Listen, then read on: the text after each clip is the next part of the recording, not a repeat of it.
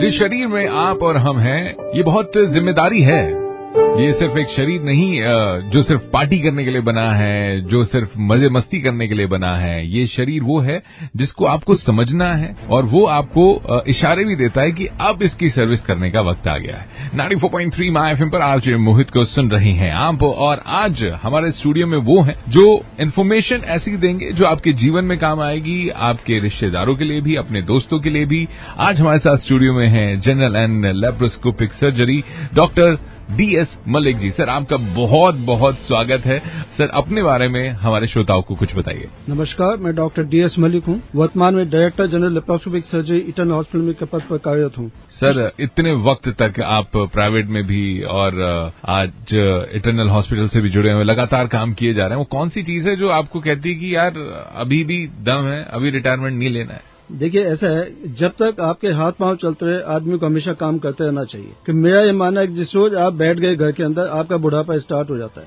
क्या बात जब तक आप काम करते रहोगे, कहीं पे कोई एज बाधा नहीं बनेगी इसमें। बुढ़ापे से मुझे याद आया कि सर ने 104 वर्ष के व्यक्ति का हार्निया का सफल इलाज किया है सर, उसकी सर्जरी करी है, और इसकी वजह से आपका जो नाम है India book of world record में दर्ज हुआ है और इंटरनेशनल बुक ऑफ रिकॉर्ड्स में भी दर्ज हुआ है। ये जो पेशेंट है, ये अपने जयपुर से ही है, रिटायर्ड डिस्ट्रिक्ट जज है जी, और पिछले 20 वर्ष से इस हर्निया की बीमारी से पीड़ित थे। ओके। लेकिन एज इतनी हो गई कि कोई भी डॉक्टर इनके पर हाथ नहीं रख रहा था, और हर आदमी उसको यही कह के टाल देते थे कि साहब अब इस उम्र में क्या ऑपरेशन करवाना। ओके। लेकिन अब इस उम्र में आदमी कोई काम तो करता नहीं, ज्यादा है, घर से इस कमरे में उस कमरे में चले जाए, बाहर लॉन में चले जाए, तो उसमें भी उनको दिक्कत आने लग गई थी। यहाँ तक कि उनको हर्निया को हाथ में पकड़ करके सहारा दे करके फिर चलना पड़ा था। तो उन्होंने फिर डिसाइड किया कि अब मेरे को इसको ऑपरेट करवा ही लेना चाहिए। फिर वो मेरे पास में, तब मैंने उनको फिर काउंसिल किया, उनको समझाया, सारी चीजें समझाई, भाई इसमें ये कॉम्प्लिकेशन भी हो सकते हैं, ये फायदा हो जाएगा आपको। करवाने के बाद में सब कुछ उन्होंने सहमति दी। उसके बाद में फिर हमने फिजिशियन एनेस्थेसिस्ट से फिटनेस लेकर के उसको ऑपरेट किया, और वो बिल्कुल ठीक है, बहुत बढ़िया काम कर रहे हैं। तो देखिए, संभावनाएं हैं आपकी। अब ये सोचकर मत बैठे रहिएगा कि यार कुछ हो नहीं पाएगा, हो पाएगा।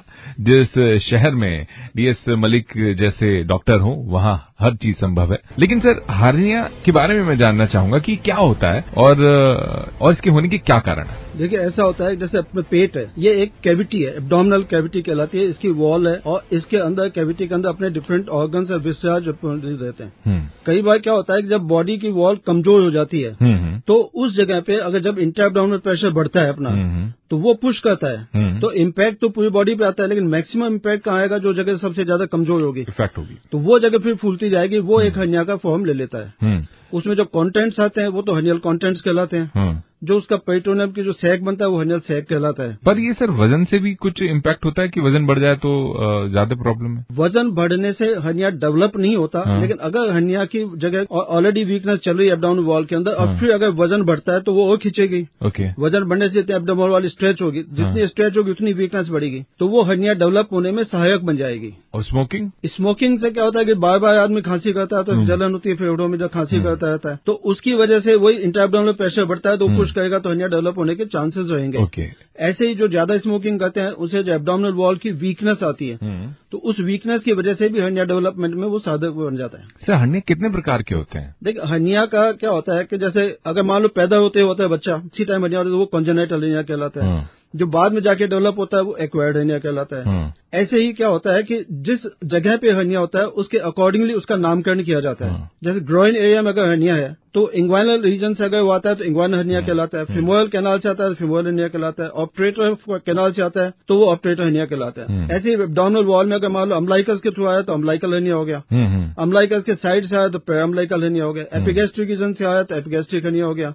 लेटरल वॉल से आता है तो लेटर एब्डोमिनल वॉल या स्पीजियल हर्निया हो गया। लंबर एरिया से आता है लंबर हर्निया हो गया। जिस तरह से भी हर्निया डेवलप हो है उसके अकॉर्डिंग उसका नामकरण किया जाता है। अगर आपको भी कुछ ऐसा महसूस हो रहा है या फिर आपको इसके बारे में जानकारी चाहिए कि वो क्या सिम्टम है जिससे आप पता लगा सके कि यार हर्निया से ये व्यक्ति पीड़ित है और ये इस कारण से होता है। वैसा इनकी तारीफ में मैं क्या कहूँ, बहुत सारे काम इन्होंने अपने जीवन में किए हैं और लगातार सेवाएं दे रहे हैं। 1970 में मेडिकल कॉलेज जयपुर में MBBS इन्होंने की। फिर 1977 में इन्होंने राजकीय सेवा प्रारंभ की तथा 35 वर्ष की राजकीय सेवा करने के पश्चात सितंबर 2012 में रिटायर हो गए। लेकिन उसके बाद भी ये रुके नहीं। उनका कहना है कि अगर आप काम से रिटायर हो गए तो फिर जिंदगी से रिटायर हो गए, इसलिए हमेशा अपने सेवाएं प्रदान करते रहें। जो चीज भगवान ने आपको दी है उसका लाभ लोगों तक पहुंचाते रहें। सर, जैसे कि हम थोड़ी देर पहले बात कर रहे थे हार्निया के बारे में, तो इसको डायग्नोस इंसान इसका पता खुद लगा सकता है या फिर एक डॉक्टर की ही जरूरत होती है? देखो, डायग्नोसिस तो डॉक्टर ही करेगा, लेकिन पेशेंट को भी कई बार खुद को महसूस होने लग जाता है। जैसे कई बार उसको फुलाव होने लग गया, मुझे लगा क्या कुछ अजीब सी सिचुएशन डेवलप हो रही है यहाँ पे, तो फुलाव हो गया, तो वो डॉक्टर के पास जाकर दिखाने के लिए, या उसको कई बार वहाँ पे थोड़ा बहुत दर्द महसूस हो सकता है, या कई बार लगता है यार यहाँ से टिश्यू फट गया तो कुछ अंदर से निकल रहा है। तो इस तरह की जब उसको फीलिंग्स होती है तो भी वो डॉक्टर के पास आता है कंसल्ट करने के लिए, और फिर वो डॉक्टर उसको डायग्नोज करता है कि हर्निया है। ओके सर, इसका उम्र से भी कुछ संबंध है? उम्र से एज सच क्या होता है कि उम्र कोई बाधक नहीं है इसमें। बच्चा पैदा होता है तब भी हर्निया हो सकता है, जो कॉन्जेनिटल हर्निया कहलाता है। जवानी के अंदर चूंकि मसल्स स्ट्रांग होती है तो कंपैरेटिवली कम इंसिडेंस होता है, लेकिन जैसे जैसे ओल्ड एज बढ़ती जाती है, एब्डोमिनल और वीक होती जाती है, तो उसमें फिर इंसिडेंस बढ़ना शुरू हो जाता है। सर, पुरुषों और महिलाओं के बीच में इसका क्या रेशियो है होने का? कुछ हर्निया जैसे होते हैं जो पुरुषों में ज्यादा होते हैं, कुछ ऐसे होता है जो महिलाओं में ज्यादा होता है। जैसे इंग्वाइनल हर्निया है, इंग्वाइनल हर्निया पुरुषों में ज्यादा होता है और फीमेल्स में कम होता है। 90:10 का मेल फीमेल रेशियो है। अगर फीमोरल हर्निया को हम देखते हैं तो फीमोरल हर्निया फीमेल्स में ज्यादा होता है, मेल्स में कम होता है। इसमें मेल फीमेल रेशियो 30-70% है। और अगर बाकी जो एब्डोमिनल वॉल हर्निया कहता है तो ये भी फीमेल्स में कुछ ज्यादा होते हैं, तो इसका मेल फीमेल रेशियो 1:2 का होता है। लेकिन सर, अगर ये पता भी लग गया किसी को कि उसको है और अगर इसका समय पर इलाज नहीं हुआ तो क्या क्या कॉम्प्लिकेशंस हो सकते हैं? देखिए, हर्निया एज सच कोई इमरजेंसी नहीं है कि हम डायग्नोज करते हैं, हम आपको कहते हैं कि साहब हर्निया का ऑपरेट करवा लो। ये साइज में बढ़ता रहेगा, जितना डिले करेंगे अपन उतना साइज में बढ़ता जाएगा।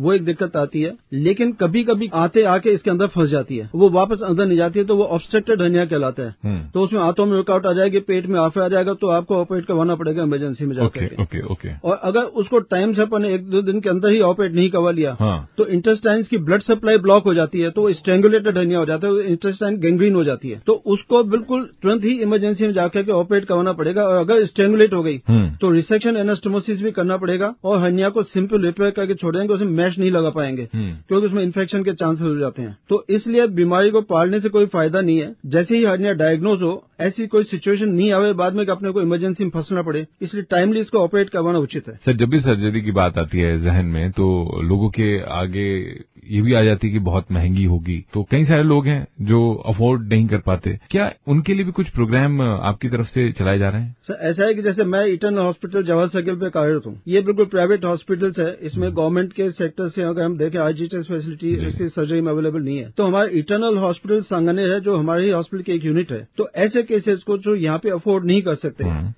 या जो आईजीएचएस जिनके पास है जो यहाँ पे नहीं करवाना चाहते, तो उन केसेस में हम वहाँ जाके ऑपरेट कर देते हैं। क्योंकि वहाँ की रेट्स है जो कंपेरेटिवली रीजनेबल है, अफोर्डेबल रेट्स है as compared to Eternal hospital Sangan Jaipur. तो ऐसे लोग जो यहाँ पे अफोर्ड नहीं कर सकते उनको हम वहाँ जाके अपनी सेवाएं देते हैं। सर, मैं आपके जीवन से भी अनुभव लोगों तक पहुँचाना चाहूंगा। क्या मैसेज देना चाहेंगे लोगों को? मैसेज में तो यही है कि जब तक आपसे बन पड़े आप काम करते रहो, ठाले नहीं बैठे। जहाँ तक हर्निया का सवाल है, आप बहुत ज्यादा वेट लिफ्ट नहीं करें, बहुत ज्यादा भागादौड़ी नहीं करें, एब्डोमिनल एक्सरसाइजेस करते हैं जिससे कि मसल्स स्ट्रांग रहे। खाने में डाइट अपनी अच्छी लें, स्वस्थ डाइट लें जिससे कि कब्जी नहीं रहे, क्योंकि कब्जी अगर होगी तो आदमी जोर लगाएगा तो हर्निया डेवलप होने के चांसेस रहते हैं। ऐसे ही पेशाब में मान लो कोई तकलीफ हो तो उसको तुरंत इलाज करवा लें। तो इस तरह की अगर सावधानी रखेंगे तो आप जीवन में आराम से चल सकते। तो शरीर एक जिम्मेदारी है, इसे अच्छी तरह निभाइए। सुनते रहिए 94.3 माँ FM। डॉक्टर DS मलिक जी को मैं बहुत बहुत शुक्रिया कहना चाहूंगा, क्योंकि उनकी तरफ से जो इन्फॉर्मेशन आज लोगों तक पहुंची है, बहुत सारे लोग जो ये सोचकर घर बैठे होंगे कि इलाज कैसे कराएं, तो एक ऑप्शन भी सर ने दिया कि आप सांगानेर जाकर भी ऑपरेट हो सकते हैं, क्योंकि वहां पर भी वो सेम सेवाएं मिलेंगी जो यहाँ मिल रही हैं। Thank you so much sir, हमारे साथ माँ FM पर बनने के लिए। Thank you very much sir. सुनते रहिए 94.3 माँ FM। चलो अच्छा सुनते हैं।